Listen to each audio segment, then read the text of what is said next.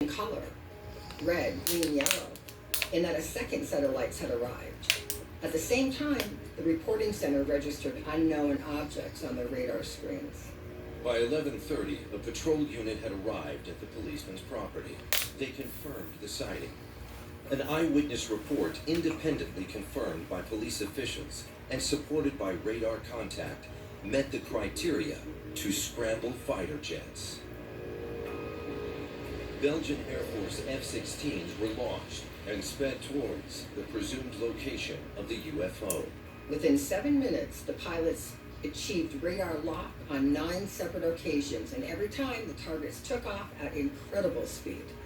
Modern fighter jets can climb at a rate of 1,000 feet per second, but that's at the limit of our current technology. The radar showed the object descended from 2,100 meters to 3,000 meters in just a few seconds. From there, it dropped to 152 meters in about 5 seconds. The human body cannot withstand the G-forces involved in that descent. It would almost certainly kill a pilot. And then it accelerated even further. You can see it on the radar, going from 150 to 1,000 knots in the click of your fingers. That's 2,000 kilometers per hour, or Mach 1.5, with no sonic boom reported. The figures were unprecedented. For the next hour, the F-16 pilots played a game of cat and mouse with it. They get close enough to get a radar lock, then the small lights would simply disappear and the big ones would shoot up at breakneck speed. By 1:30 a.m. on March 31st, after a 2-hour chase, radar contact ceased, and the F-16s were running low on fuel. They headed back to base. Months later, Major General de Brouwer reconstructed the events of that evening from radar data. He still had no explanation. All he knew was that whatever they were pursuing operated outside the envelope of any known craft. He made the startling admission that whatever was happening in Belgium's airspace, it was beyond the control of the Air Force to stop. What they didn't know at the time was that the sightings and media scrutiny were about to step up to a whole new level, and an iconic piece of UFO mythology was soon to arrive. After the high-speed F-16 pursuit of late March, sightings of the triangle-shaped UFOs over Belgium began again. And on April 4th, 1990, the craft were finally caught on film. At 10 p.m. in the tiny town of Petit Rochin, just 24 kilometers from Eupen in eastern Belgium, a woman walking her dog saw a craft with 3 spotlights hovering above her home. She shouted for her partner, who rushed out with his new camera and snapped the last 2 pictures on his roll. His first picture had a manual exposure of over 2 seconds, which would allow a lot of light to be captured, but would also cause very blurry images. On the first picture, the craft was banking to the left. On the next picture, there was nothing. But that blurry first photo appeared to have captured what everybody had been talking about. The next thing you know, it's being published in a French magazine. It didn't look exactly like the previously reported craft, but when Professor McAckroy overexposed it, you could see the triangular shape that you couldn't see before.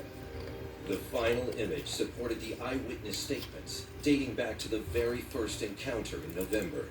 The negative was scrutinized by several eminent scientists. François Louange, specialist in satellite imagery for the French National Space Research Center, CNES. Richard Haynes, a former senior NASA scientist, and Professor André Marion, a doctor in nuclear physics and professor at South Paris University. Apparently, they found no obvious signs of any tampering with the image. And they deduced much more. They concluded that the rotation of the spotlights was not around a single central point. They also concluded that the middle light was very different from the outer 3, and that all of the lights were space symmetrical. Around a decade later, in 2002, Professor Marion retested the photograph using improved technology and techniques, and announced some astonishing findings. He said he discovered a halo around the craft. When he processed it, A light with a similar pattern to that made by iron filings around the pole of a magnet. That led to a theory about the fast-moving ship.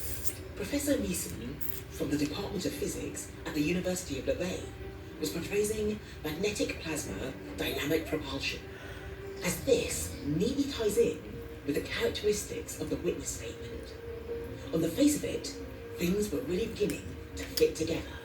The picture was very similar to what people had seen and experienced before, and it became known around the world. Meanwhile, in Belgium, the sightings were continuing. On April 22nd, 1990, there were no less than 7 reports of flying triangles. But 2 factory workers in Basicles, near Brussels, made an even more remarkable claim. They were out in the courtyard just before midnight, and they said that a massive trapezoid that looked like an upside-down aircraft carrier slowly moved overhead. Again, it was silent. Again, it was moving very slowly. And again, it was shining giant spotlights down from above. It seemed this wave of sightings would never end.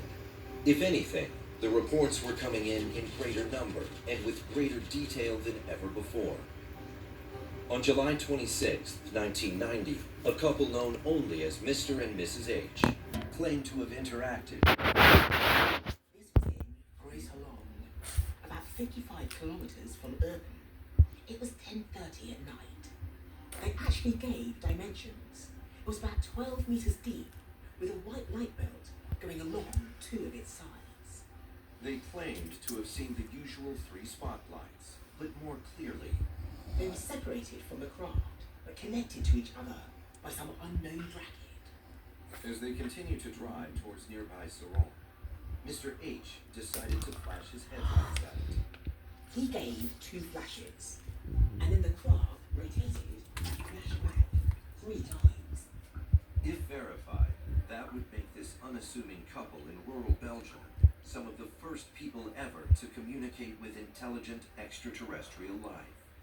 The craft moved towards the car and got to about 100 meters away on the right-hand side and just followed them on the hilly roads. By now, the couple were becoming fearful and were relieved that when they